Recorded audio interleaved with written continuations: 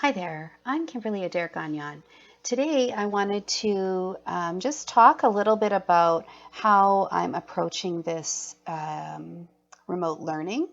And so I've set up two whole class meetings, one on Monday and one on Friday.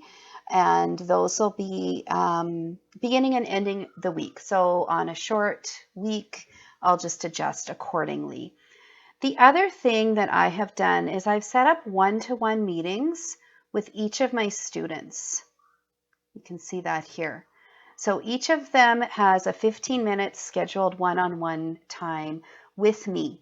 And that invitation, of course, also extends to their family members because this way of learning and this way of working is new and we're not used to it.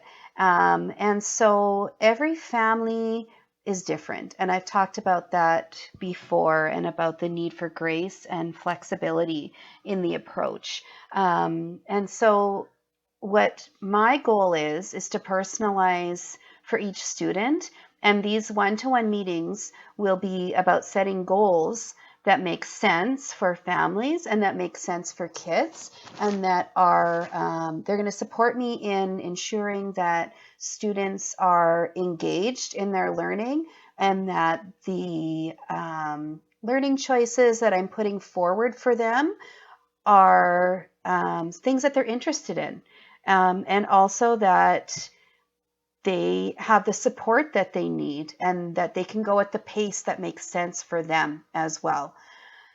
So, thinking about that as I'm planning ahead with the end in mind and thinking about what are those essential outcomes, I need to be flexible in how students might achieve those outcomes. And so that's my work with their input and through these conversations, these weekly 15-minute conversations. My hope is that I'll be able to really meet their needs and that I'll be able to set up learning paths that make the most sense for them and that families are that are reasonable for families, which is going to look a little bit different for every family.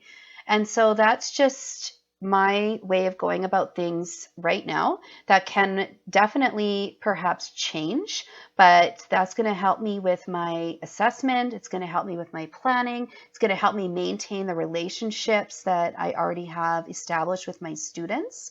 And there's lots of open space as well. So should there be um, a need or a want to meet with me more often, then that's absolutely possible. And there's a few kids that I might enlist my student services teacher partners for support and help to reach out with those kids a little bit more often as well.